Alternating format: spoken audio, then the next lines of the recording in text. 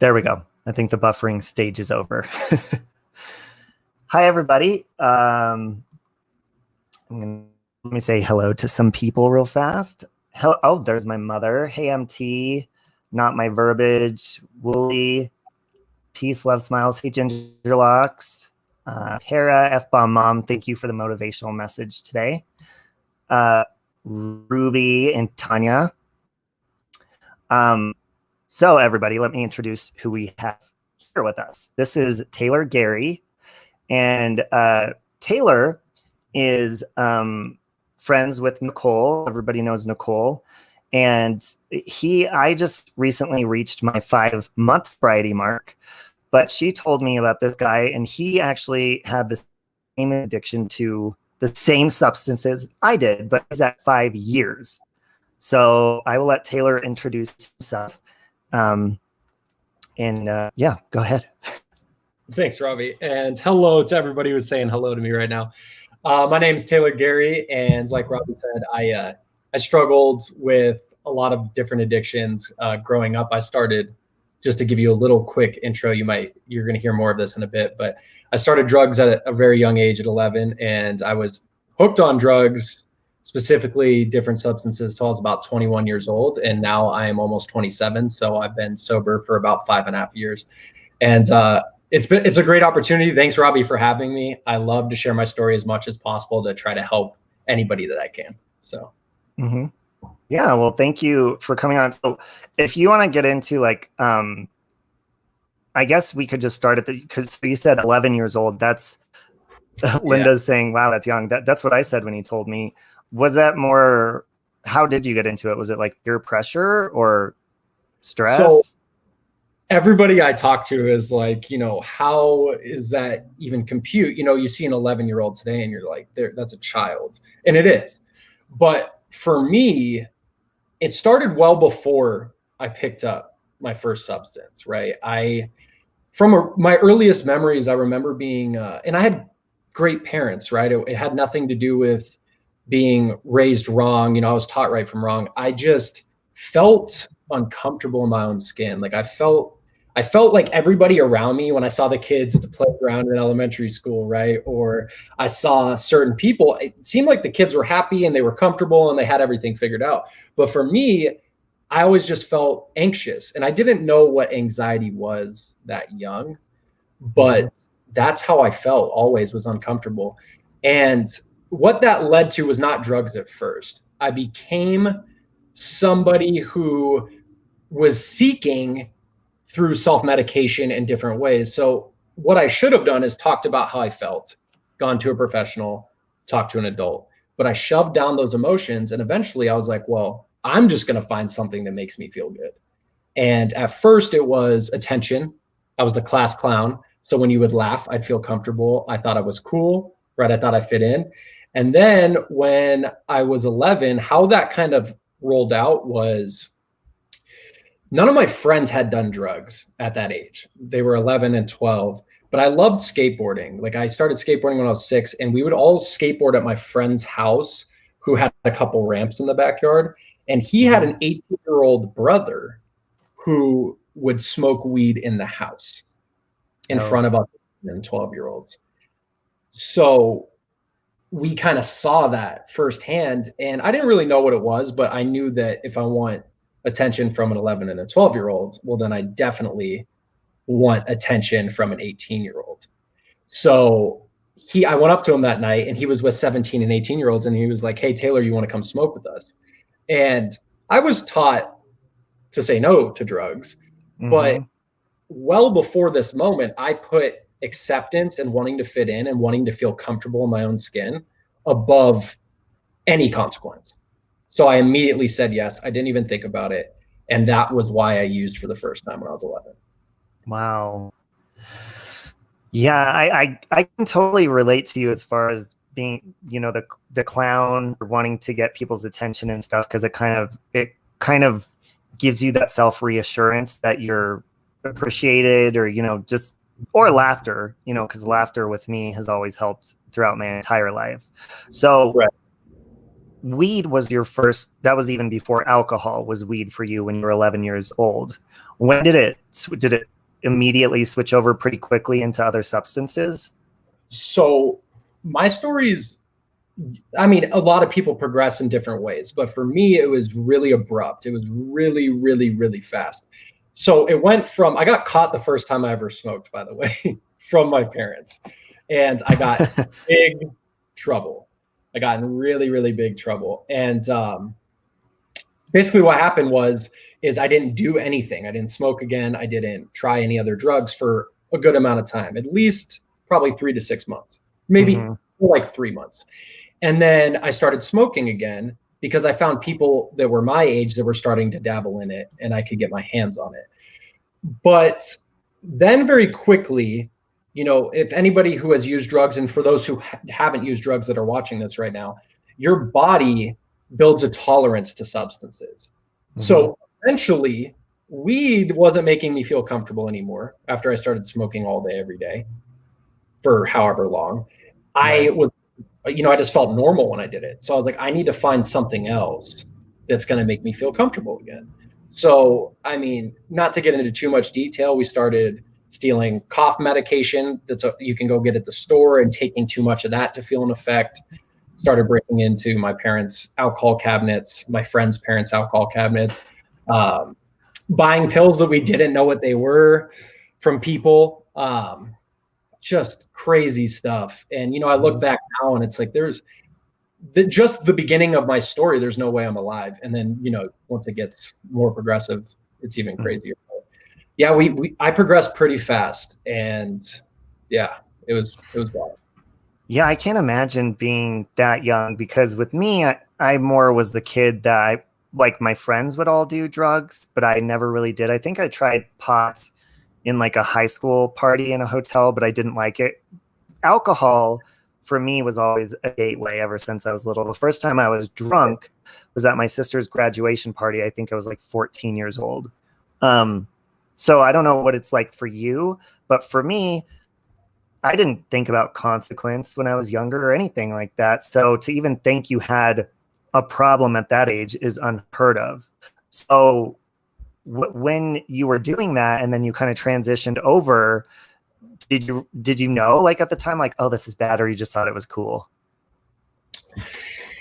I knew, that's a good question. I knew it was really, really bad. But I got this rush from being bad. It wasn't just the rush from the drugs. It was, I got this rush of, my parents were really strict. Okay. Even take out the drugs. Like they always were like the helicopter parents. So for me, it was part of that rebellion, right? Like I felt alive doing something behind my parents' back. But yeah, I knew it was bad. And so before we got like further into how it progressed, I just wanted to let everybody know that, and you told me, but I don't know the details. So you do public speaking, right? Do you do this at schools for children? And yeah, so I travel across, I live in Arizona. So I travel across all of Arizona right now, and I speak to students. Now, because of COVID, it's all online that I'm speaking. But before COVID, I've worked for the nonprofit that I work for now for 3 years, and I've spoken to over 40,000 teens in high school. Yeah.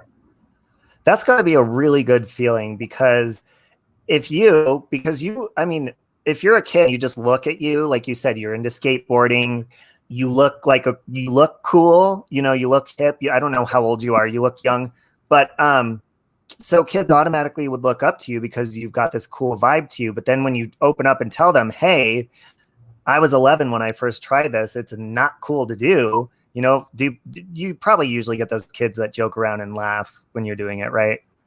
Oh yeah. I mean, teenagers, here's the deal, is on my free time, you know, I try to help people who are already addicts and alcoholics. I try to help them get off the drugs and alcohol. They're easier to deal with than these teenagers, because the teenagers, they don't care about hurting your feelings.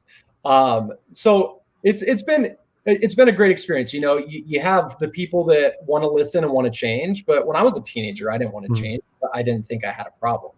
I knew it was bad, but I didn't think I was an addict at 11, 12, 13, you know?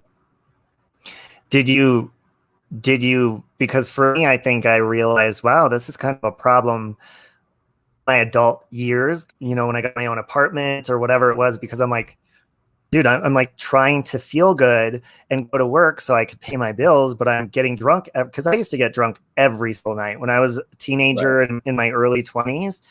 I would work to party. Like my parents paid most of my bills for, even though I was on my own. And so I didn't take responsibility seriously.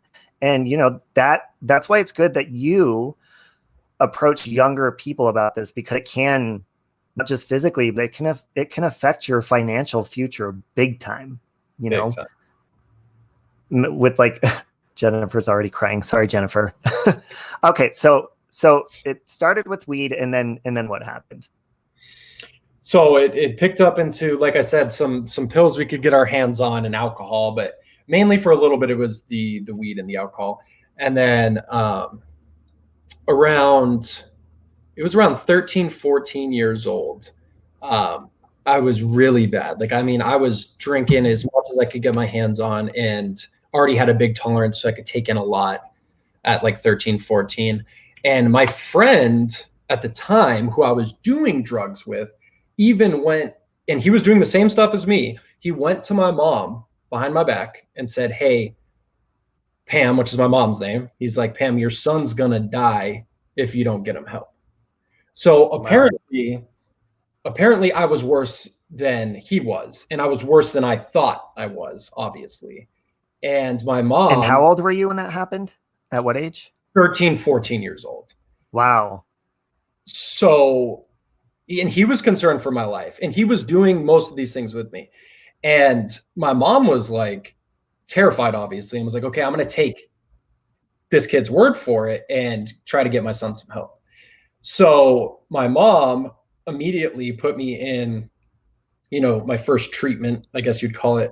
It was outpatient, but they put me in this like recovery outpatient group. I was the youngest person there. They were all 20, 18, 25, and I was 14, and they were trying to get me help. During that time, I just continued using things that wouldn't show up on drug tests, because they drug tested you in it, and be high the entire time. So I didn't take any of it seriously because I was already addicted. I thought I was making the choice just to stay high because I liked to be high, but I really was fully stuck already at this point. Wow. And so that was even meth and alcohol and everything, just anything really that you could do? I didn't touch meth yet, but any pill that I could get my hands on, I would take at this point. Wow. You know, basically any pill, drinking all the time, smoking all the time, getting into hallucinogens at this point, using inhalants, literally anything to make me feel different. Like I said, I had trouble with sitting with me. And so anything that would let me forget about the worry and the craziness and uncomfortability, give it to me. But thankfully, I didn't start getting into the cocaine and the meth heavily until cocaine. I started both of those around 18, and then that progressed. So from 14 to 18, it was just a ton of my parents trying to get me help, me going in and out of treatment centers. And my parents even sent me away at 15 and a half when I was in high school for a year in the middle of the desert in Utah. Wow. So to try to save my life, because, you know, I was taking these dangerous pills. I was putting all this stuff in my body, and they knew I was going to die. Because at 14, after I got out of that outpatient, I basically overdosed on alcohol, got alcohol poisoning, and almost died at 14 for the first time. So they were starting to really see this pattern of, you know, we're going to have to bury our son. And it was really sad. And, you know, when I look back on it, it's so sad that I even put my family through that. But it was more than that. You know, I had my brain changed. I was stuck. Like, I didn't think about, I never wanted to hurt my family, but like what comes first is getting high and getting drunk when you're an addict and an alcoholic. Yep. How it goes. So how old are you right now? 26. I turned 27 in March. Okay. And so you stopped when you were 21. Around the time that, you were like, when you decided to make the decision to stop, was it kind of a rock bottom situation? Or Yeah, was so it? yeah, it was rock bottom. So one of the comments was, "It's great to go to rehab, but you will not stop until you want to," right? Like I said, I went to 12 rehabs by the time I got sober. And it's not that this rehab was better than this rehab. It was, I was not ready to stop. And everybody else in my life was praying that I would stop, but I wasn't ready. So I can tell you, if you want me to, like, literally the moment when I made the choice to change. Yeah, definitely. Because when I share in front of students, this is what I usually not end with, but this is right before I get into what my life looks like today. This is what I share. So basically, I was homeless at 21 years old. I didn't have any friends. My family didn't talk to me at all at this point because they were sick of watching me kill myself. I was 120 pounds and 6'2". Right now I'm 180 pounds and 6'2", and I'm really skinny. And that was from the meth and not eating. I obviously couldn't hold a job. I would steal to get my drugs. I would, sneak into my parents' house and steal money. I would do whatever I could to get drugs. And I remember I convinced a couple of my old friends to let me sleep on their floor for a couple days. And they held jobs, I didn't. And they let me because they were like, okay, if you give us, some drugs or whatnot, we'll let you stay. They weren't, sober, like making good life choices either, but I was way worse than they were. And they felt bad for me, so they let me sleep on their floor. So they were all at work the next day. And I remember it was probably 4 or 5 p.m., maybe 6. And I had a bottle of vodka because alcohol has always been my main thing. I was drunk all the time. And I had a bunch of drugs and I was really high and I was really drunk. And I was sitting in this like plastic lawn chair, the ones that you have in the backyard that you see at barbecues and stuff. And I was sitting in, and I was staring at the blank wall in front of me in the apartment.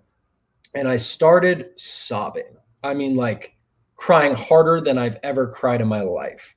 And, I've been to all these rehabs. My parents have tried. I've tried to get off of it.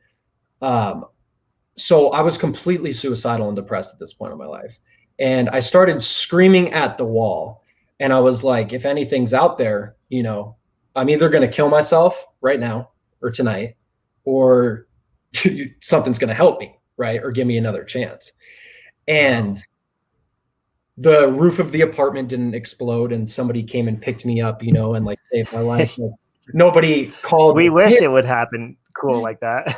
That'd be super sweet. But nobody yelled like, "Hey, Taylor, like I'm here for you. I got you. You're going to be fine." But something happened. And I believe in God. I think God saved my life. That is my personal experience. You don't have to, but that is just what I went through in this moment. I drank as much alcohol as I could since nothing answered me. I took all the drugs that I had. And with the amount that I took, I shouldn't have, even though I had a tolerance, I shouldn't have made it through it.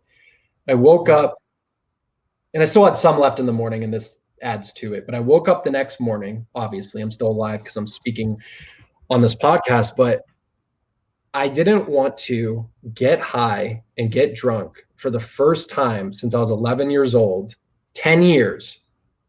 Like I didn't want to. I just woke up not wanting to. And the urge was just gone.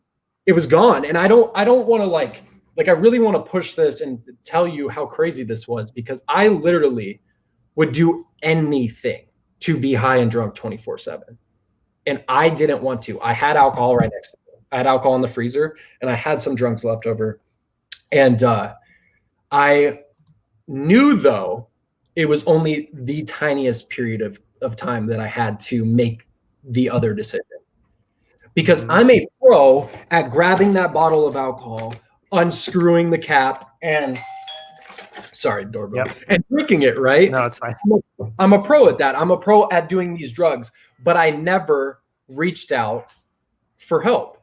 And I mean, I would try and give these half promises, but I never actually put in the full effort and listen to other people.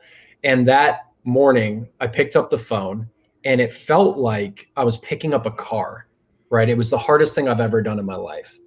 But I picked up the phone because a voice told me to call for help. And I called my mom, and she basically was out of the state at the time, but she told me to call my aunt, and my aunt picked me up and took me to the hospital.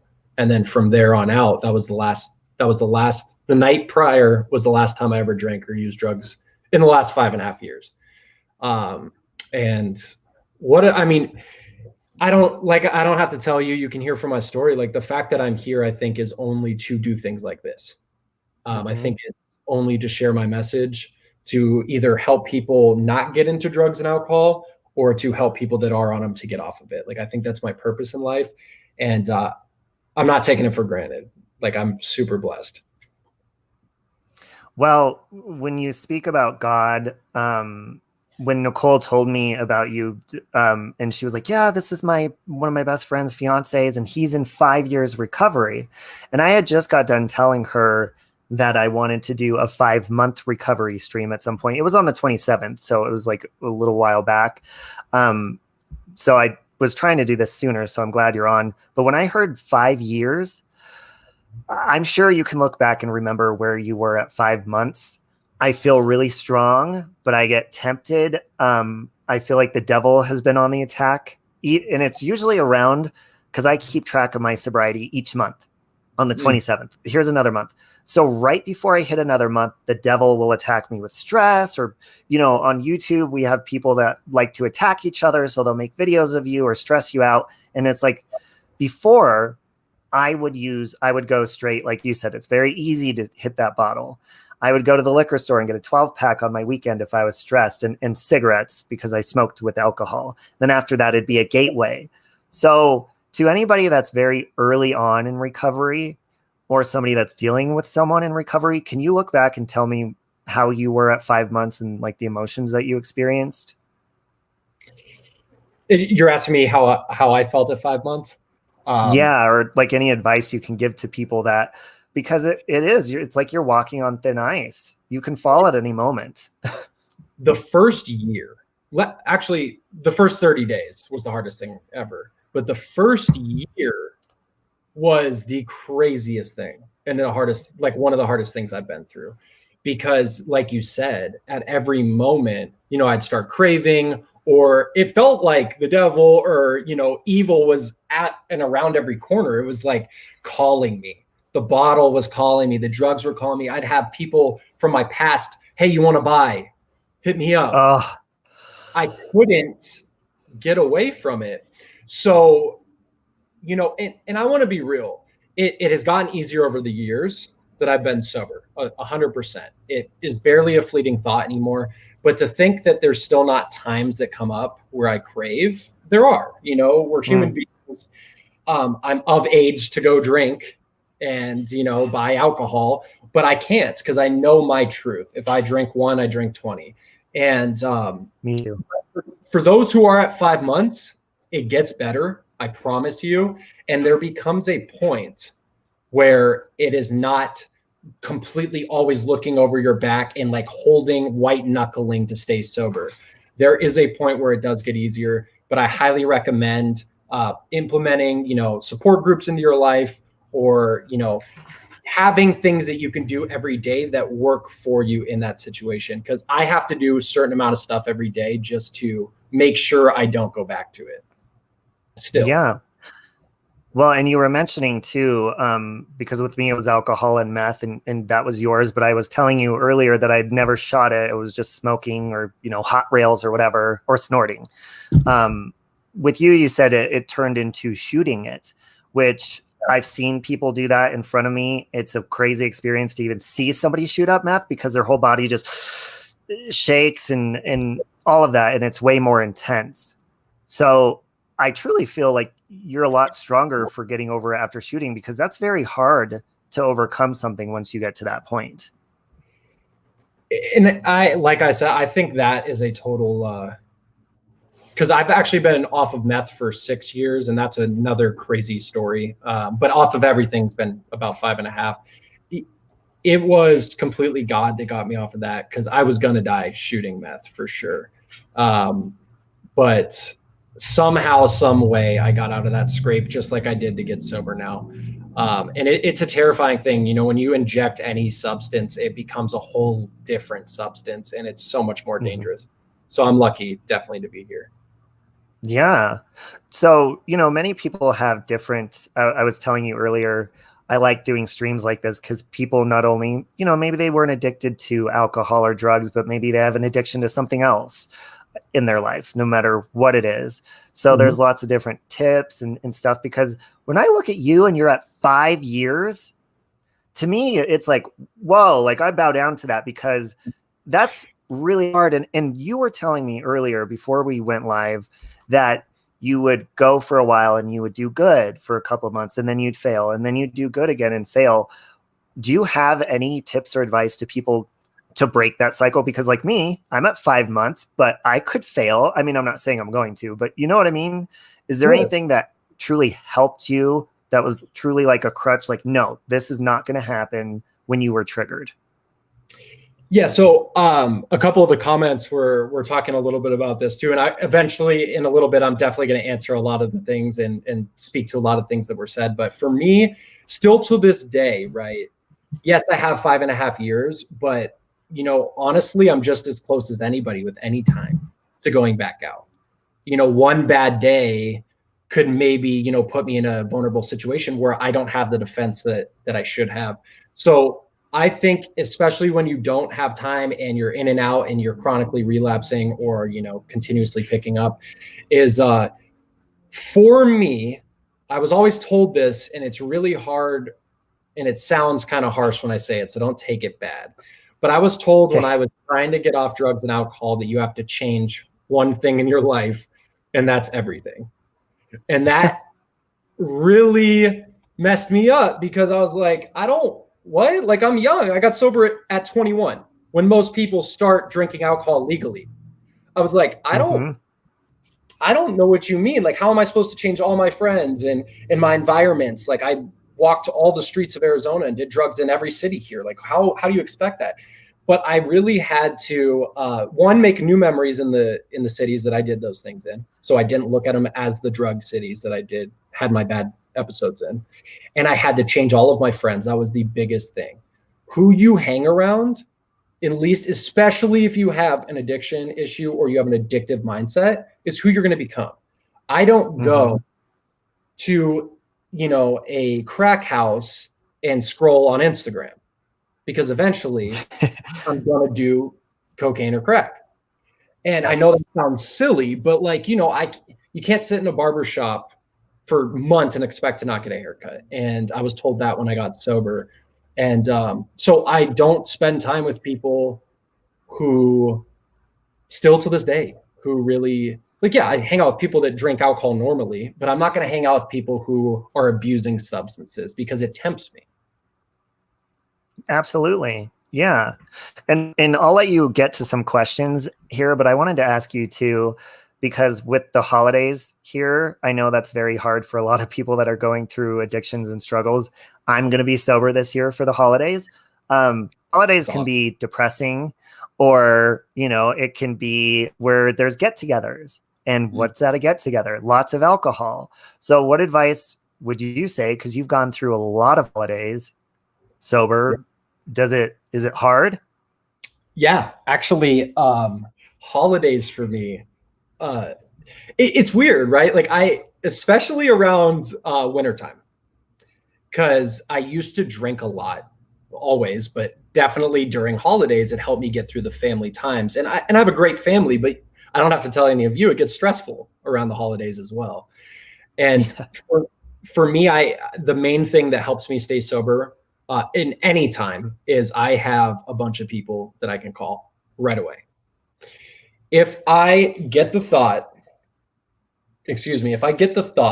that, hey, a drink sounds nice, or that looks good, or, you know, I'm uncomfortable, I want to feel more comfortable in this social setting, I'm going to call one of my trusted people that support me in my life, and I'm going to tell them immediately exactly what is going on in my head, because I've learned that when you talk about it, and it could be somebody that's right in front of you, but I learned that if you talk about it, it does take the power out of it. And sometimes, first I pray and then I call. That's definitely the two things I do. But if it doesn't go away after, right, if it doesn't go away after that, then I take other steps. I go, read some motivational literature. The main thing, if nothing else works, this always works for me, is I try to be of service to somebody else.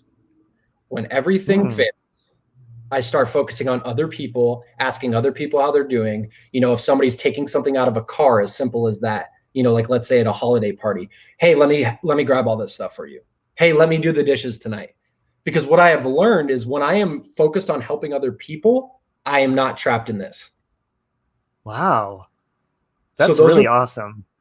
Thanks. So those are the main things. That's good advice. It works for people who aren't addicted too. I think it's easy to look at our problems when we're stuck with our problems in our head. But when you're focused on helping someone else, you're not freaking out about it at that moment. Not saying shove it down. Talk about it. Keeping yourself.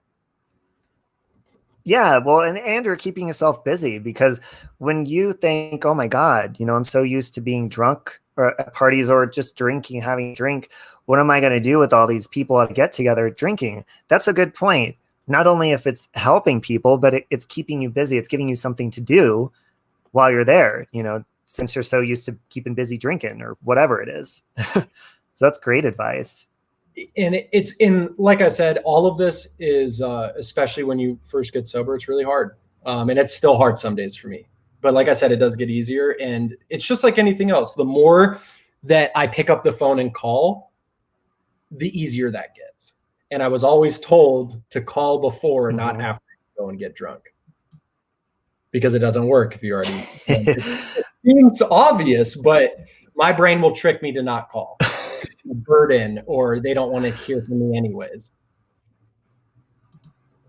I know all too well about the calling afterwards, which usually for me, it's just with God. That's always been the person that I'm like, oh my God, I need your help. And if I would have ever listened to just the voice inside that's like, don't do that, you're going to regret it. Don't go out and binge on meth after you get drunk, or don't even drink, but it becomes an addiction in itself.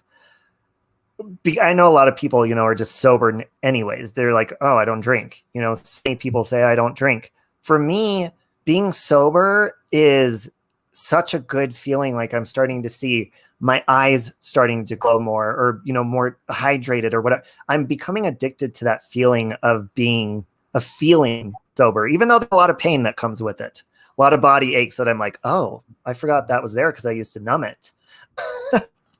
Right. But you become addicted to being sober. You're exactly right. For me today, the things that I do to stay sober have become just like when I would wake up and need to go meet the dealer for drugs.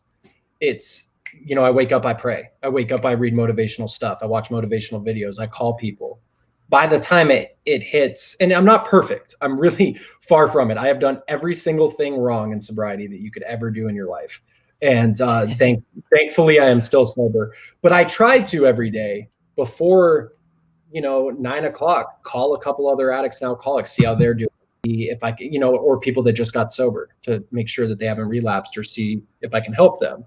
I try to pray, I try to meditate, and I try to do certain things. And some days it changes what times I do those things, but I've learned that when I was relapsing, I stopped doing those things. Right. So I was going to let some people ask questions to you, but you can also, guys, I pinned his Instagram in the comments. If you want to follow him on Instagram, I was looking to do some motivational stuff on there. He also, I put in the description of the video, I've never heard of this before, but it's called Linktree. I put his link in there as well for that. Thank you. Yeah, I would love to start going through these comments. Linktree, you can, if anyone wants to use it, it's pretty cool. If you post content, and Robbie, you can use it too. If it's free to make, and you basically, for every single social media that you have, is under that link, and they're buttons to each of those links. So I have my Instagram, YouTube, Facebook, Twitter, all of it is there. You just click like once you go to the link. But yeah, my Instagram is normal motivation. I do quotes of the day and stuff like that. So that'd be really cool. If you go and follow, there's some good motivation there for you. And yeah, if you have any questions, please start typing them. And I'm going to start going through some of the comments when I was speaking that I couldn't get to.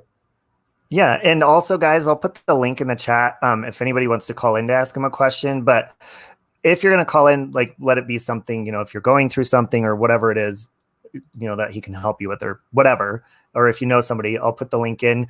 You're going to have to flash me your face before you come on backstage, because Taylor, I don't know if you know, around these parts, we get people that they'll click on the link and then they'll call in and they will flash their genitalia. So I always tell them, show me their face first backstage. Okay, go ahead. I'll let you take over.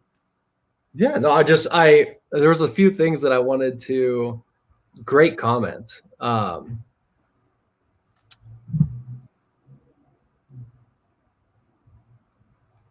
just scrolling through everybody. If you do have some questions, I'll look at those here in a second. Lufa wants to know how you feel about marijuana. So for me personally, because I can only share my own experience, right? Everybody is different. For me personally, every time I tried to smoke weed, I couldn't smoke it in moderation. I would just smoke all the time, and I would go into other things.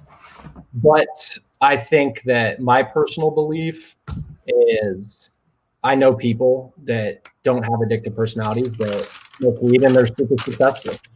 You know what I mean? Honestly, I think, and Robbie mentioned it at the beginning of this, I think alcohol is more of a gateway drug. I did all of my hard drugs when I was under the influence of alcohol. And I think weed is a lot less harmful. And I don't see why it shouldn't be legalized if alcohol and cigarettes are, and they kill all these people. But for me personally, I don't smoke weed because I know that I will go into something else. But for people who can handle it, yeah, I don't see it being a huge problem. Obviously, if your brain's developed and of age, I don't think teens should be, especially since THC is so much stronger than it used to be. Right. Mariska is saying, are you still in weekly therapy for this? Yeah. You want to know something funny is I just finished therapy from 4 to 5. And then yeah. And I see a psychiatrist, a therapist weekly, and I'm calling people all the time. So yeah. Mm-hmm. Let's see. Weed keeps Lufa out of jail. Yeah, see, I was never, because you said earlier too, you were more of an uppers person, never downers. That was me as well. I never tried heroin. And for me, I didn't even like meth. When I would do that, a lot of people, or mainly females that I would know that did it, they didn't use it as a sex drug. For me, that's strictly what it was for. So when I would get drunk enough, then I'd be like, okay, now it's time to go hook up with somebody or something. And then you get high, and then you're high for 3 days. And all of a sudden you haven't drank water for 3 days. There was one time, and I'm going to get kind of graphic here for a minute, guys, but I want to tell you how horrible it can be and how it changes your mindset. When I was so high on time on meth as a sex drug, I was by myself. So that became sexual by myself. I literally got so high and played with myself so much that I think my wrist was broken, because there was a huge bump about this large out of my wrist, and I still continued. So when people say, oh, please, you can stop meth, or people don't get in a crazy mindset. Yeah, you do. Because if your body's going through pain and your wrist is broken and you're still continuing, that is not normal. A normal person would that. That's yeah, no, it's and I had a lot of similar experiences. Meth really messes with your brain in a sexual way more than any other drug does. It makes you go insane, literally. And yeah, it's the devil for sure. If there's any drug that is that, I mean, all, add like the heavy ones at least. There's a certain evil. And there's a smell to the evil too. Anytime I get, and I have never smelled it unless I was on meth, it's almost like a burning. And I'm not talking about the smell of meth itself, because that's a different smell. There's this smell that you experience even days after you're high, almost like, the best way to explain it, and I know this sounds weird, is burning metal is what I would smell all the time. And anytime I'd smell that was when I felt the most evil happening in my life. It truly is the devil's drug. I just experienced such evil feelings and thoughts and all sorts of stuff. I completely relate to you. And that's a weird thing. I also like when I was doing that drug, you know, everything was very like dark in my, like, not just physically, when I was looking through my vision, it just seemed like everything was so much scarier and darker. The best way to explain it is almost like a different dimension of the world we live in now, but everything else seemed evil and disgusting is a good word for it. Yeah. And food didn't sound good. I didn't like to eat. I'd go times where I'd go 3 days almost without water and food because I'd be so distracted with other things, pornography, stuff like that, that I didn't care about anything else. So I can see how people truly can die from something like meth, especially if they're shooting it up or something, because you forget to nurture yourself, forget things that are important for yourself. And yeah, Natalie, I think it's very demonic. Absolutely. There was one question, I think. From Mariska, does the therapy help? And if so, in what way? Yeah, I think it helps for me specifically because it's really, you know, I think what you learn in therapy, you still have to apply into your life. But my favorite thing about therapy is I can just be completely vulnerable and word vomit to a person who is not emotionally connected to me. Meaning they don't have a bias on what I want to hear. They don't co-sign what I'm saying. Like, they literally just tell me how it is in their experience. For me, that really helps me. And then also, you know, they help walk me through how to get through some hard times through, you know, CBT, cognitive behavioral therapy. They help give me another, another perspective from somebody who's been helping a lot of people professionally, which I don't professionally, but they have professionally. They have a lot of insight that I don't necessarily have or that I couldn't get from my support group. So that's the reason why I think it's worth it for me. Just like, you know, in the comments when, you know, what do you think of weed? What do you think of this? Or ways to get sober. The cool thing about all of these things and with therapy is, you know, there's different ways to do all of them. And every person is different. So you got to find your niche. So it may work for you, it may not, but it works for me. Diane was wondering if being easily addicted to things you think is genetic, or in your experience, has that been something that ran in your family or you feel is genetic? So I didn't start at birth, and I usually do for this reason. I was adopted at birth. I have never met my biological parents. And basically what happened is my adopted father passed away when I was 2. And I lived alone with my mom till I was 6. And then she remarried.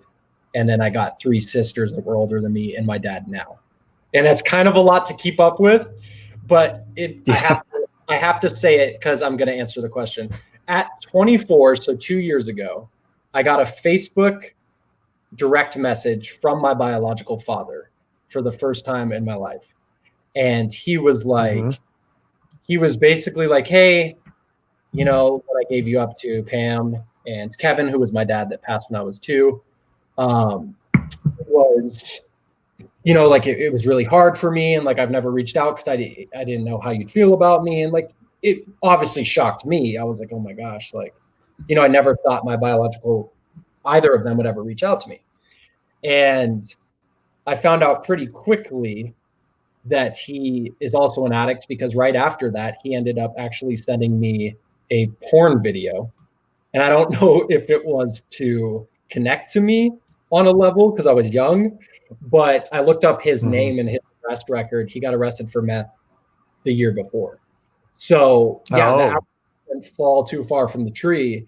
And I don't know about my mom, but I know that he has struggled with, you know, addiction. Okay.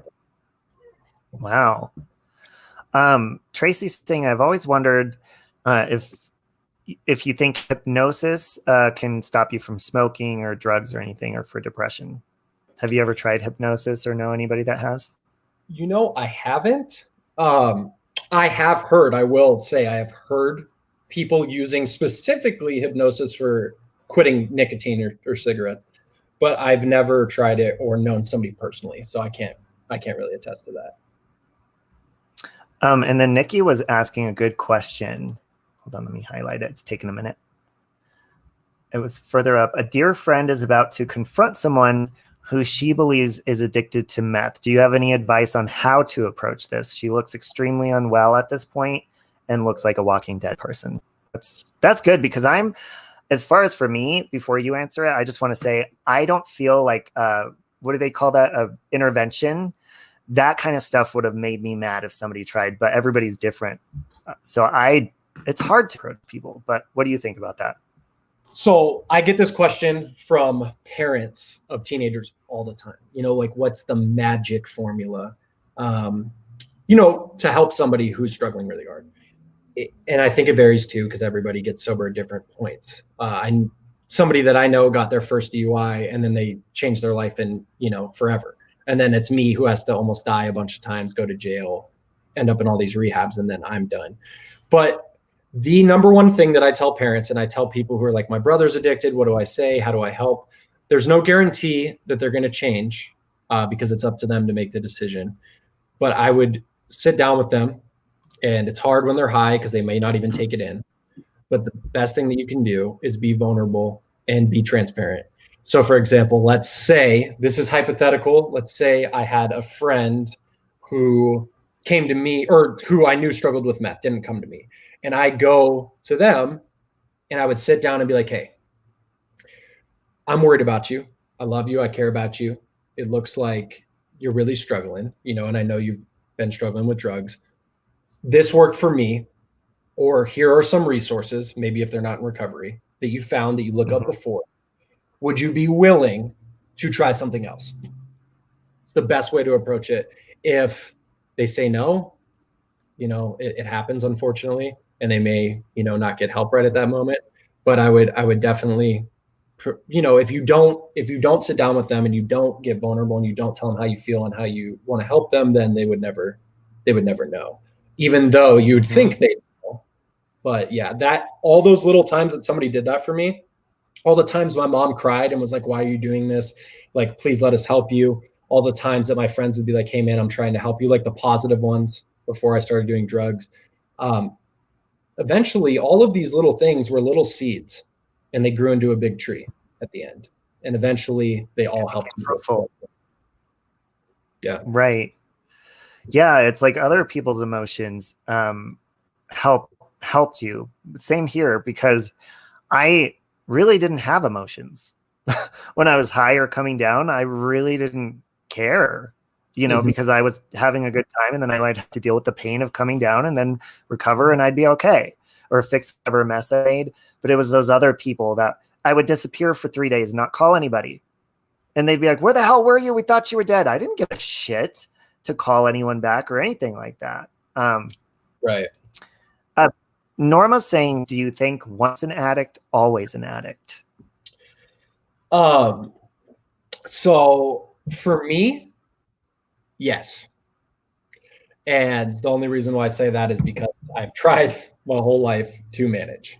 I think my brain physiology has changed completely to the point where my reward system, or whatever it is, doctors still don't fully understand addiction, that I can't safely do something.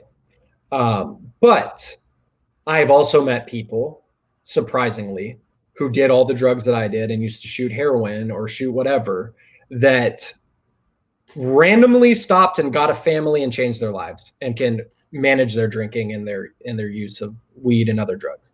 So personally, for me, no. And I like to say this, with addiction and alcoholism, it's a self-diagnosed disease. And I do think it is a brain disease. Personally, that's my opinion. I know other people think it's a choice, but trust me, I wouldn't purposely try to hurt all my family and kill myself for 10 years. Like that doesn't make sense to me, because I have a really strong will in everything else that I do. But I think it's on the inside, you know if you can manage or if you can't, and if it will change or if it won't. For me, I know it won't. Wow. Let's see. Usually what the person will most likely say is, I'm good. I'm not on anything. I'm not doing anything. I'm not an addict. Usually is denial, right, Taylor, or am I wrong? Tina says. I'm not on anything. I'm not doing anything. I'm not an addict. Yeah, it's definitely denial. And also, I loved saying this. I was like, well, I could stop whenever I want. I just don't want to, you know? Exactly. Because with that mindset, I would never want to. I'd just be high all the time forever. I think the first stage of addiction is extreme denial. And, you know, when everybody in my life started calling me on, you're doing too much of this, even the people I was drinking with who were maybe even heavy drinkers or heavy users, that's what differentiated us. They were like, Taylor's got a problem, like way over than what I do. So yeah, it's really hard to tell. But yes, I think denial is definitely, that's the start of it. So, and I have a question too. When you said that you were kind of going in and out of those rehabilitation centers or whatever it was that you were going to, the rehabs, you said that it was kind of like you didn't care to be there. So do you feel like those are, and I don't want to, because you're not a doctor, but do you feel like those are good environments for an addict to go to? Because you were a kid when you went, but for adults, maybe, do you think that's a good place? Or do you think someone just needs to simply do whatever they feel comfortable, obviously, but. So I'm going to break this down into 3 answers or multiple. As a teenager, it was kind of a multi-question. No, just to clarify how I really feel about this. As a teenager, it's hard, okay? Because where I live, and most people don't have adequate treatment for teenagers. And what I mean by that is you are placed in a treatment center with 25, 30-year-old, 40-year-old men or women, right? Depending on where you go. And I think that's a problem because when I was a teenager, I got put in with people, and yes, I was doing pills and doing things, but I got put in with people that were shooting heroin, and it got me interested because I was an addict and who were doing these other drugs. I was like, well, that sounds fun. You know, got to try this out because I wasn't done yet. Right. As an adult who is fed up, who wants to change their life, yeah, I learned a lot. When I was ready, I learned a lot from treatment. But does everybody need to do treatment? This is just like, you know, a couple of the other answers. What works for me doesn't necessarily work for you. And I'm not going to say there is one way to sobriety. There is no monopoly on sobriety. Some people can just, you know, I've seen it different for everybody. And in this podcast, I've told you the things that work for me, but like I said, they may not work for you. But yes, I liked going as an adult because it separated me. It was easier to stay sober when I was stuck in a facility for 30 days with everybody else. Yeah. You know, in the same boat. But when I got out, I had to really face the world. So either way, if you go to rehab or not, you're going to have to face the world and do things to stay sober. So it helped me. I've met people that it absolutely makes worse. It depends on who you are. Tina's also asking, please ask Taylor if someone is on Suboxone, are they considered clean if they had not used in 7 years? That's a question I hear a lot of. And in recovery, there's just like people who think addiction is either a choice or a disease. There's also this conversation. Are you sober on Suboxone, Subutex, or, you know, are you not? I've seen, and I'm not going to like fully answer this. You know, I don't really have I've seen Suboxone and Subutex and, you know, these medications that help people taper off work and save lives. Okay. I'll say that much.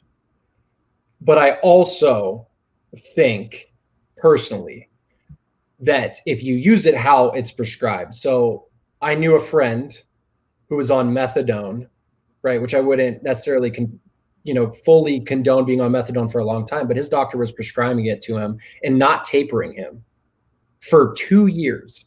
And he ended up overdosing on giving up methadone. So in my personal opinion, I think they are there for a crutch so you can taper off. I think you're still considered clean, right? if you're using them to get off of the other stuff so you don't have as hardcore of withdrawals. I went to treatment and to the hospital for alcohol withdrawal, and I took Valium so I didn't have seizures. I kind of look at it the same way, but I don't think it should be continuously used for a long period of time. But that's just my opinion. I think it saves lives. I think it's there for a reason. But Okay. be careful with taking it. Right. Ask him, because I may have missed, MJ says, were your parents supportive of you, or did they think maybe it wasn't a problem? They were really supportive of me. And, that's why they try to shove me in these programs, because to them, they weren't cut out for this. They had no idea how to deal with, addiction, but they looked up the resources. They found the best things that they can. And they did support me. But there was a point where they still supported me when I wanted help at the end, and I actually made the action. But at the end, they were really, really done, because I kept telling them and giving them these promises, and then I'd get high. So once they really started seeing me change, that's when I started getting the trust back. It was actually, yes, I had 2 years sober. So for anybody who's struggling with people still being on you with time sober, I had 2 years sober, and my mom called me and she was like, hey, like, what's going on today? Like, just normal talk. And I was on the phone. I was really tired. So I wasn't slurring, but I was just sounding, I guess, high or drunk. Right. And my mom was like, are you drunk? And started kind of freaking out and blaming me for being drunk or high at 2 years sober. Just so some people could be like, wow, that's awful, but put it into perspective. I got high and drunk for 10 years and I kept going back out. What are they going to think? That's 10 years. I'm sober for 2 years and they should fully trust me. I used to steal everything they owned. Like, why would they, and so to this day, and after I stayed sober for a little bit longer, I got 3 years, 4 years, and now on 5, I still feel like they, of course, are always going to be scared that the shoe is going to drop, but they trust me basically back to normal now. And I just wanted to add that in there. So if you are struggling with like, why are my parents, or why is my sister, or why are they still checking in on me so much? Like, I've been sober. Yeah. And you should be proud of that. But, we got to look at our past things that we did that could maybe still cause them to feel that certain way. I'm glad you brought that up, Taylor, because my mom is in the chat. Her name is Joan Cares. And a lot of people in my life, it can be frustrating, or I almost get offended over it. And it almost can be maybe even a trigger to some people, even being just 5 months, they don't do it as much as they did before. But there are people, including my mom, that if they don't hear from me for a while or something, they'll text and be like, are you out getting high or drunk or something? Yeah. I almost get offended, but then I have to stop myself, like you just said, Taylor, and be like, do I blame them? Because I would go for days without calling before and I'd be high or stuff. So do you feel like that can be triggering, people kind of doubting you and then being like, screw it, people think I'm drunk anyways, I might as well just do it? Yes, I absolutely think that it could be triggering. I used to be like that when my mom did that. And I actually did relapse because of that before I got sober this time. I was like, whatever, they don't trust me anyways, and I'm putting in this effort, so I'm going to go get high. But also that behavior, I had to look at it in a logical standpoint, in a non-addict thinking way. Me saying whatever, it was out of spite. I'm going to prove, fine, I'll go get drunk and high then and make them upset. But it's just hurting me.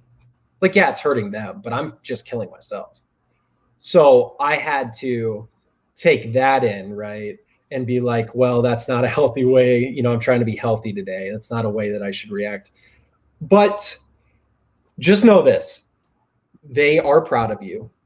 They are trying to figure it out just as much as you do. Because I learned after being sober for a while and going to, checking out Al-Anon and like seeing certain things that, families who struggle with addicted loved ones, deal with, I realized that they get sick too from our using, even if they're not. They Absolutely. Get sick, they lose sleep, they go crazy because they care so much about us. So I do think it's triggering, but I also think that, just prove them wrong. Keep doing the stuff you got to do to stay sober. Yeah, absolutely. Tracy L is saying, so Taylor, when people steal from their family and they are on something, that is a meth mostly habit, correct? Well, meth can make you do anything crazy. Yeah, you want to do really wild stuff when you're on meth, more than other drugs possibly. But I think really it depends. I think any drug, honestly, if you don't have access to it because you are missing money, people are going to steal from you. But meth and heroin are big ones. I would almost say heroin more than meth, because of the physical withdrawals. I'm not saying meth doesn't have slight physical withdrawals. The mental withdrawals from meth are so depressing and terrifying and awful. But the sickness that people get from heroin withdrawals or fentanyl or whatever opiate that they're using, they're sick like the flu for 2 weeks. I've seen people pawn their parents' wedding rings. So I think really any addiction, if you need your product and you need to be high, you're going to steal. But meth, absolutely. People steal a ton on meth because they feel invincible. Did you kind of have to, do you feel like you're still kind of making up for that if you stole from anybody you cared about, like people not only trusting your sobriety, but trusting you not stealing from them? Yeah, no, I think I own I don't own one. I have a key to my parents' house, and that's crazy. That's nuts. I am allowed in my sister's houses. I'm allowed to be around unoccupied purses and wallets today. People trust me. And I think a big part of it, I owe money. I've paid back most of the money, but like to my parents, they paid all this money for treatment centers and all these things, and they didn't ask for it back. They wanted to help me. But, one goal that I have is to hopefully make enough money in my lifetime, because it was a lot, and I'm not going to get into the exact amount, to maybe pay them back. I really hope I can make enough money to do that eventually. But I've paid back basically everybody else from my family. I think the hardest thing that I live with today is, and I've forgiven myself for most stuff, but it's still the shame and the guilt. I don't know if necessarily it's shame, but I still, it still sucks to know that I did these certain things. But I think at this point in my life, I have made up for it. And they've all forgiven me. But it's just one of those things where, I wish it didn't get to the depth that it did. But now I get to, I haven't had a kid yet. So they, hopefully, it's a day at a time thing, but hopefully they never see their dad drunk and high, and my family hasn't for a while now. So I hope to continue that. Right. Thank you, by the way, MJ. And yeah, my mom's saying, I don't think Robbie ever stole from us.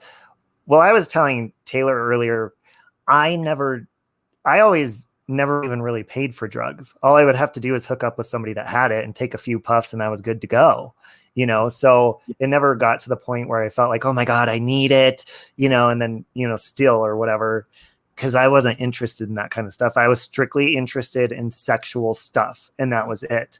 And it was once in a while. So like, oh, I don't have a problem. It's once in a while. But when you don't sleep for 3 days, 4 days, you're not nurturing yourself. It's taking longer for your body to recover.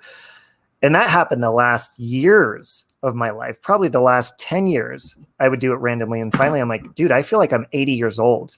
When I'm recovering, like you said, when you picked up the phone and it felt like you were picking up a car, that's how it felt, just picking up my body to go to the restroom to pee, just to stand up. Right.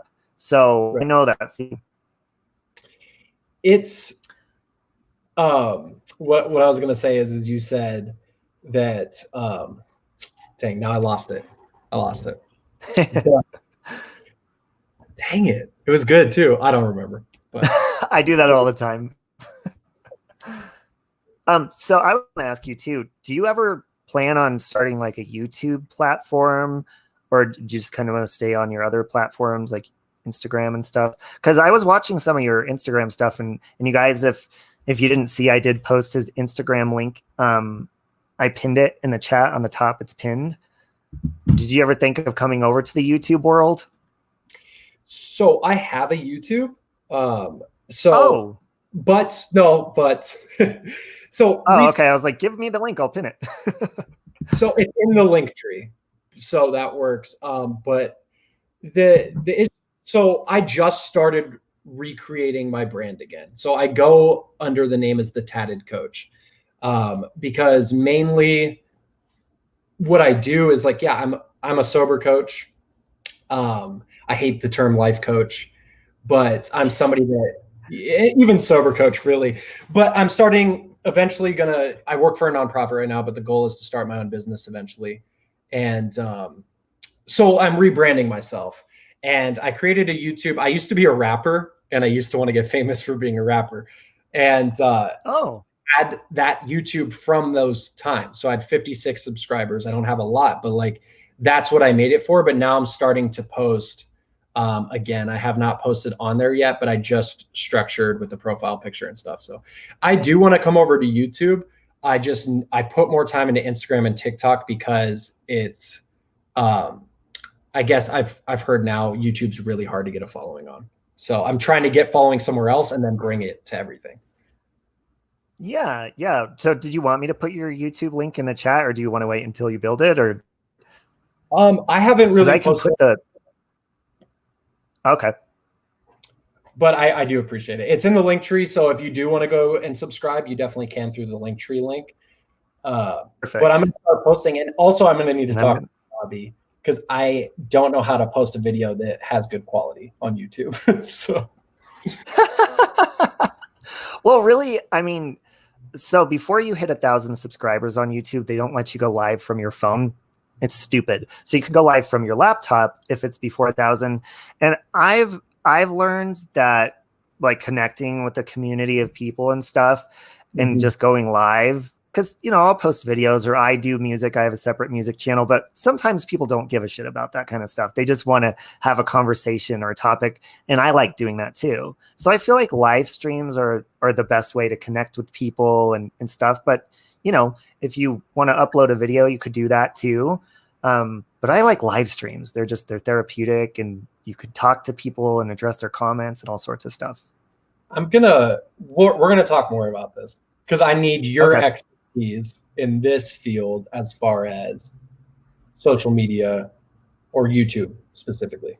So yeah, for sure. And I definitely, because I try to do a stream on sobriety. Like, I talk about it all the time in my vlogs, but my vlogs are all over the place with different subjects. But around this time each month, you know, the 27th, I usually like to do like a sober live stream, because I like counting. It holds me accountable, and I used to count for other people to prove to them, like, look, I'm this long.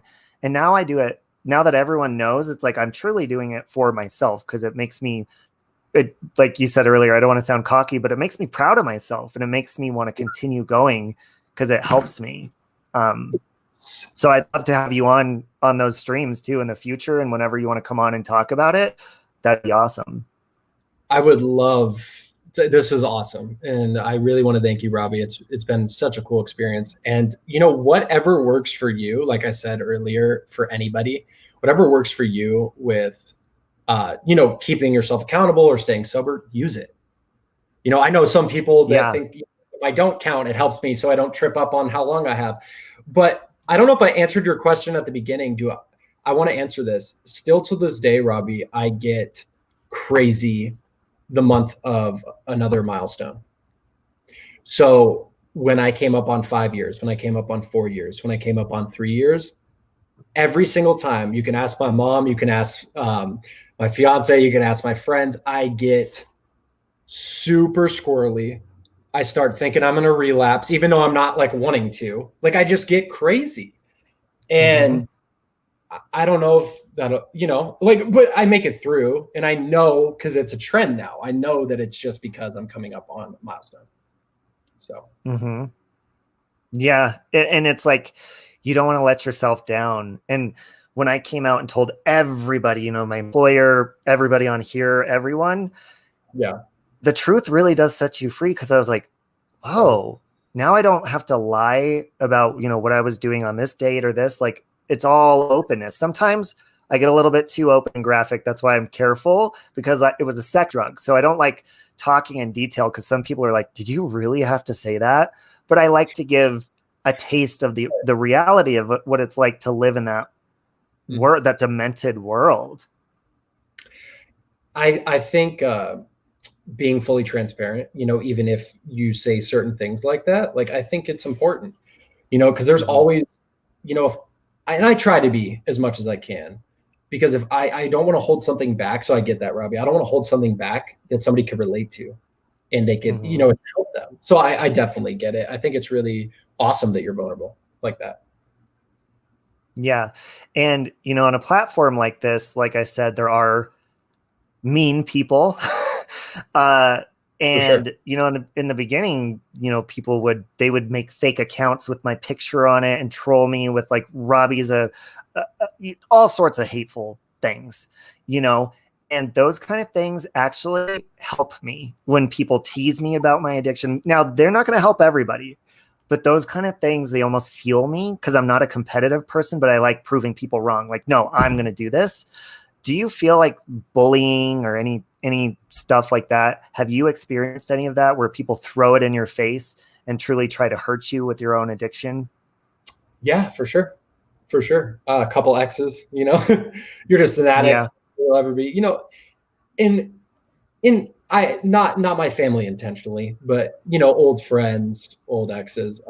And I think sometimes people maybe even didn't do it intentionally, but it's easy for people who don't understand addiction to come off that way, right? And it may just be because they don't understand.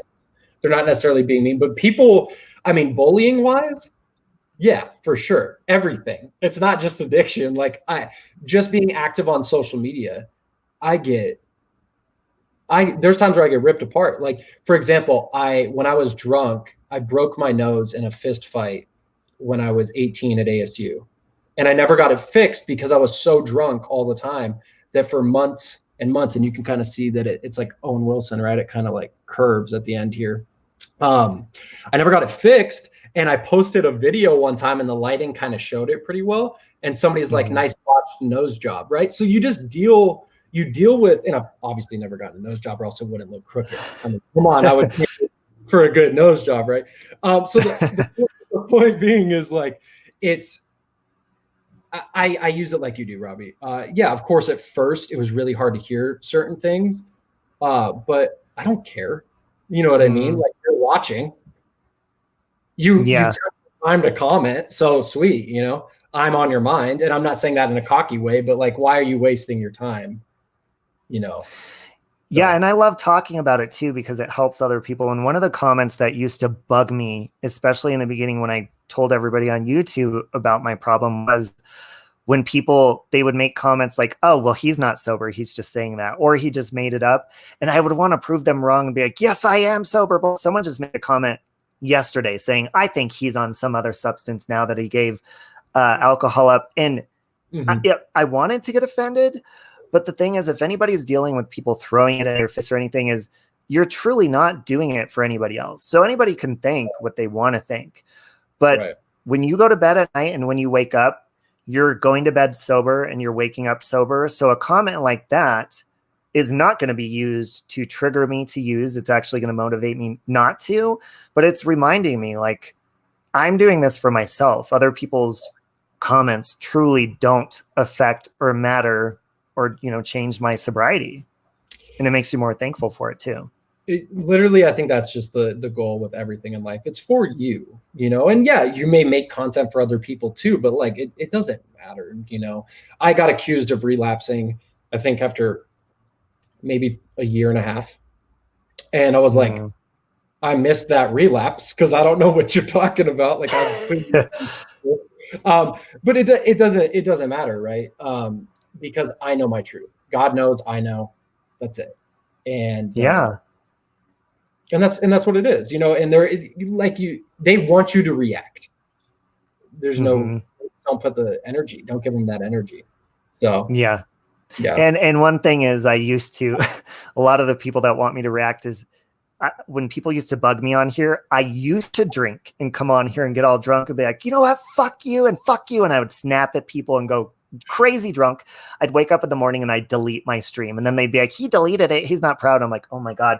So still to this day, there's certain channels out there that they have clips of me, and you know, they're hate channels, and they keep them up and they take the clips of when I was drunk and they'll replay them for people and stuff. But when I see those, I'm like, I am so happy that I can watch something like that and learn that I'm learning how to react in different ways now.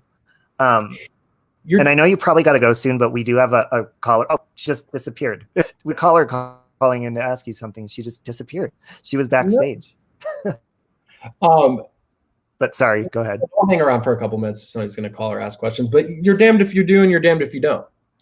If you try to appeal to everybody and what they want to see and what they want to hear, you're still going to get hate. And if you do everything you want to do, you're still going to get hate. I remember, because on my Instagram, I post motivational videos, quotes, I talk about stuff, whatever. And I remember I posted a post that was like, hey, I hope everybody has a good day today. You know, if you're struggling, like, I'm here for you, you know, reach out for help, blah, blah, blah, blah, blah. Literally just telling people to live a good life. And this person commented and just commented douche on my post. And it's like, that's what I'm saying though. Okay. You know what I mean? Like, even if you're telling people to have a good day, you're going to get hate. And that's the proof. That's the proof that it does not matter what you do in this lifetime. You're going to get hated on. Mm-hmm. So you just keep going. Very true. Yeah. Yeah. And it's good not to respond, because it's very easy once you respond to people in a negative way, it all goes downhill from there. And then you make a fool of yourself. Here we go. Breakfast, are you there? Yes, hang on. I didn't realize my camera was on. Oops. Oh. Okay, sorry about that. My camera's on and I look like absolute crap. Oh, how embarrassing. Okay. You're fine. We couldn't see you yet. It didn't pop up yet anyways. Oh, good. I know you're lying, but that's okay. I appreciate it anyway. First of all, I just wanted to say, and I've told Robbie this a lot, but I think it's important for it to be said how important it is to people like me, and especially people who are in the beginning of their sobriety, that you talk so openly about it and share your stories like you guys do. When I first found Robbie's channel, I was just starting to get sober, and YouTube kind of helped me to stay sober in a way, because I had to isolate myself. And I was wavering really bad, and it was listening to him tell his story and to talk about it without shame. And to see him be in such a good place and talk about, you know, when he was at his worst, and just to hear somebody talk about it openly like that, and to know, you know, that, okay, you were as bad as I'm feeling now and you're okay. You know, so that gives hope to people who are in the beginning of their sobriety. But for me, especially, the stigma was the worst. That kept me from getting help for years and years and years. And talking about it openly like this is taking that away and making people feel less ashamed, which encourages them to get help. And it's so important, I think, that we talk about it and have a platform like this. So I wanted to say that first, because I think it's important, you know, to hear it and for it to be said, you know, and for people out there who want help but are afraid to get it, there's nothing to be ashamed of, you know. And but I also wanted to ask, because you were talking about getting upset and people giving you, you know, not being trusted by people you love, and how that was the stumbling block for you. And I am about to hit my 2-year sobriety mark on New Year's Day. And I hid my problem from my boyfriend until he caught me. He caught me on Christmas Day, and I got sober on New Year's Day. But up until that, for 10, 15 years, we've been together almost 30 years. For probably a good 10 years, I kept it like he didn't know.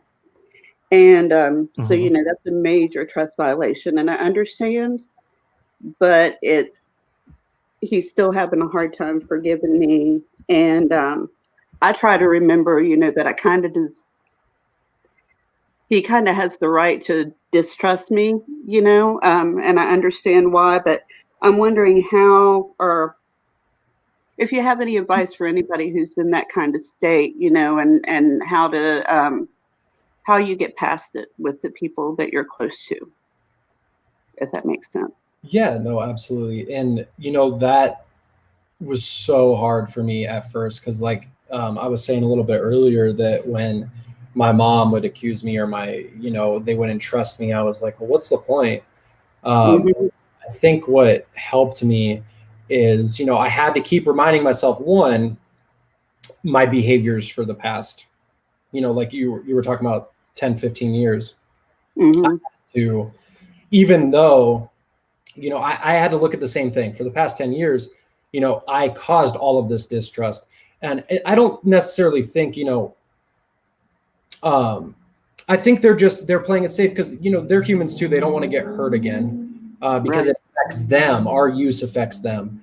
And just being transparent with him as much as you can, being like, this is what I'm doing, to not go back to that. And the trust will build quicker. And I think you'll be able to have less of the, oh, are you doing this? And more of a constructive conversation about it. Gotcha. And you know, you were talking about your sobriety date being a trigger, and you know, I've got almost a month until mine comes, but I'm already feeling a little wiggy. Yeah. How do you get through those times? So when I start getting it, really what it comes down to is a lot more intentional. And I like to use that word. Like I set up my days intentionally. So Mhm. for that month, I am busy, I'm productive, and I'm calling people that I can stay accountable with because they know my pattern. So make Mhm. sure that you got numbers that you can call every day throughout that month, of people that you could trust to talk to. And I understand that, you know, I don't have a ton of friends, but I have 3 to 5 people that I know I can call when anything's happening. So I have those numbers written. I make sure that I'm literally just doing all these things that are productive, like watching sobriety stuff or joining a podcast like this. I just stay. I guess the term that I heard when I first got sober was in the middle of the herd. I stay with the people that know what I'm going through. I talk to the people that know what I'm going through, and it's still not easy during that time, but it's way easier. Gotcha. I appreciate that, and I think you're doing a great thing here. And you know, I appreciate that Robbie talks about it, but you know, like I said, I think it's great, and I just appreciate your willingness to talk about it so openly. Uh, there was a recovery channel, and oh my gosh, I can't remember the name of the channel. She's a friend of Robbie's, and she Nicole? had yes, Nicole, that's Nicole, it. yeah. Sorry. She would Um, love to have you on sometime, Taylor. You'd be a great guest on her show. I'll send you her information once we get off of here. yes, her channel is wonderful, and it's helped me a lot. But she had a campaign. She called it "I Am Not Anonymous." I think what was it, about 6 months ago or so. And I don't know. I just think it's really, really important. I wanted help for years before I actually got it, and it was just going in and actually saying I need help that Yeah. was the scariest thing for me. After that, like it was almost, it wasn't easy, but compared to just going in and asking for it, the rest of it kind of was. It, Right. compared to what it took to just go in and say I have a drug problem and I need help. Um, and I grew up in, you know, a lot of people grew up in an environment, you know, where it was kind of common. You always hear people, you always hear stories, you know, like I grew up around people who used, or I grew up with parents, or, and I didn't, you know, I didn't know anybody. I wasn't around drugs. I didn't grow up around people who used. I didn't have friends who used. Like I'm Mm-hmm. literally the poster child for it can happen to anybody. But because of that, I think it made it a lot harder because nobody I know has that experience or empathy to handle it, to cope with it. you know, and that Right. makes it a lot harder. So, you know, once again, it's this kind of openness and these conversations, like the ones you all are having right now, that make it easier for people like me. So, Yeah. I know. Yeah, and we'll definitely be having a lot more of these. Hopefully Taylor will come back, and Taylor, I'll send you Nicole's channel too. Breakfast does streams on sobriety. Pink Lady Luck does sobriety streams. She used to in the past, more Elnon aimed ones. So there is a community of people waiting for you on YouTube. If you ever want to come over definitely. and I love to join the YouTube community. I'm not I guess up to speed with, I'm good with technology and social media besides YouTube. So if you can all catch me up, I'd love it. I'll be absolutely. doing And breakfast, I don't know. Oh, go ahead. go ahead. No, go I ahead. was just going to say, I'll be doing some kind of sobriety stream on New Year's Day, since that's my 2-year mark. That was all I was going to say. Oh, okay. Yeah, that would be awesome. And thank you, Breakfast, for calling in too. I know he ordered pizza a while ago, so I didn't want to keep him too long. Okay. Just thank you to both of you for doing this, because it's really, really good for people like me. And yeah, that's mostly all I wanted to say. And thanks for having me, Robbie. I appreciate the invitation. And I'm sorry for everybody who was looking when I came on camera. Thank you so much for asking me the question. Please. I love you, Breakfast. I love you too. I'm going to go ahead and go back into the chat now. Bye. Thank you. Okay. Okay, so did you want to close with anything? Again, guys, I did put, if you look in the description of this video, I did put the link to his Instagram, which I pinned also in the comments, and then also his, God, where is it at? What's the name again? Linktree.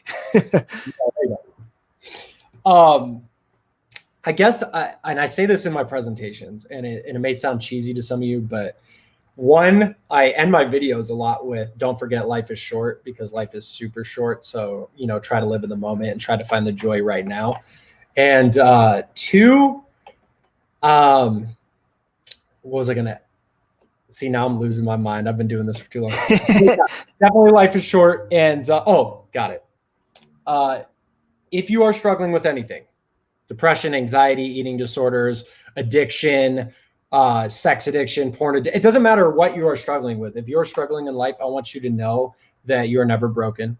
You are never worthless. You are never less than. And you're worth it, and keep pushing and you'll make it through. It's not always easy, and life is really hard, especially 2020. It's been crazy, but you're not worthless, and there's always somebody that loves you and that's here for you. So don't forget that. Absolutely. Well, thank you for coming on, Taylor. I'm going to close out, but once I get off of here, I'll go ahead and I'll send you over to Nicole's channel too, because that's a really, really good. Her channel is strictly on recovery, and it's awesome. Sweet. Well, thank you so much for the opportunity. Thank you all in the chat, and have a great night. Yeah, thank you. And I will talk to you soon.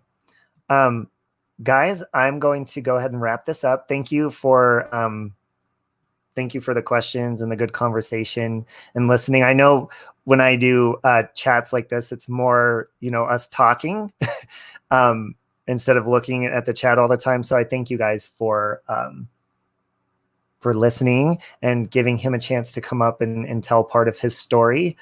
Let me see, live for today. Fuck yesterday. Oh yeah, and I want to read. That's what I wanted to read before I get off of here, because F-Bomb Mom, she always sends me daily quotes, and I look forward to her. What do they call that? What do you call that when you motivate yourself? I forget the term for it. But she sends me amazing messages every single day, and I really look forward to them daily. Where did it go? Here we go. Affirmations. That's what they are. And so the one she sent me today is, if you're having a down day, have it. Let yourself feel emotions, but don't stay there. think that kind of goes perfectly with this topic too, because a lot of people, when we're in those emotions, we want to numb them or we want to do something to forget it. So have them feel the negative emotion, feel your way through it. Joyce Meyer always said, yeah, self-motivational quotes, Angie. Joyce Meyer often says all the time, you know, when you pray, you're going through a storm, you tell God, like, please get me through it. Like, you're not saying get me over it, get me under it. You have to get through the storm. So that's something I always like that Joyce says. But I love my Joyce. Again, thank you, Taylor, for coming on. Thank you, Breakfast. I'm sorry if I flashed you and you weren't prepared. I thought you were just coming on camera, so I'm sorry about that. Thank you, peace, love, and smiles. Enjoyed the chat with you, Taylor, and all. Great one. Yeah, it was good. And my friend Nicole, you know, she told me, because she's friends with them, and she's like, you got to get them on there sometime to talk about it, which is great, because I look up to people that have a long way into their sobriety, you know, because mine really technically isn't that long. 5 months feels like a long time, but it's really not that long. So conversations like this, especially around the time of my sobriety dates, each month, they help me, and it's like a refresher course on reminding me why I do it. That girl, I'd love to talk to her. Which one, Jilly? Oh, Nicole or Breakfast? The one that was up. Breakfast, that's Breakfast Club fan in the chat. And I also put her link in the chat earlier up. She also has a channel. Oh, okay, Sandra. Let me go ahead and put Breakfast link one more time. And I also put Pink Lady Lux. I don't know if she plans on doing more of those recovery streams in the future, but I also put her link in the chat. And then, like Taylor said, he's not on his YouTube channel really. So if you follow him on the Instagram page or the other link that I put in the description, you can follow him there. So before I get off of here, let me put Breakfast channel. And let's see. Breakfast channel. Ooh, you know what? I'm craving crab. I'm always craving crab legs, but I think I'm actually going to order them tonight. I keep putting it off because it's hard work to eat crab legs. There's Breakfast channel. 5 months is something to be proud of. Well, thank you, Diane. It's something that continues to motivate me. Like I said, being sober is like an addiction, because God keeps giving you all these new blessings every single day, and it reminds you. And you know what God's been doing lately? He has been, it's weird, because when I get in a situation, whether it's stress, boredom, whatever it is, when using some sort of substance pops in my brain, which I'm not tempted, but it will pop in your brain. Every time I get that in my brain, when I say, nope, I'm not doing that, and I kind of just get behind me, Satan, I'm not doing it. You know what happens? I get rewards. Like, God leaves me little treats and little blessings and rewards for not doing stuff. It's weird. Well, it's not weird. But I'll get little blessings for like overcoming my temptations. It's really motivating. It's awesome. And you know what? Maybe I always had those blessings. I just never saw them, because instead of getting through them, I would just get drunk and then high. So I never got those blessings. I agree, Lisa, but they're so delicious and so worth the labor. I'm definitely going to order me some Joe's Crab Shack. So, and I love you, Mom. So I love you guys. Thank you for tuning into the conversation. I try each month to have these types of streams at least once a month around my sobriety date, before or after, just because it is helpful. Yeah, you can't see the blessings when you're messed up. And, you know, I, in my experience with God, I don't think he helps us when we're not helping ourselves. We have to want to help ourselves in order for him to do that, because we have to upkeep our blessings. We have to upkeep our sobriety, or whatever it is we're asking for. So God's not going to give it to you if he knows you're not going to take care of it. That's like giving somebody a plant and then they don't have running water. They're not going to be able to water the plant if they don't have water or sunshine. It's like giving a plant to a troll that lives in a cave with no water. Hold on, let me read this before I get off.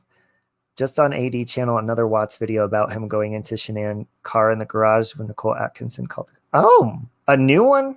I'm going to have to check that out. Thank you, Tina. Thank you, everybody. So God bless you. Good night again. Thank you so much, Taylor. You're awesome. And I will talk to you guys later. Succulents. I know that word. What is succulent? I forgot. Hey, Siri, what does succulent mean? As an adjective, it means of food, tender, juicy, and tasty. Do you want to hear the remaining one?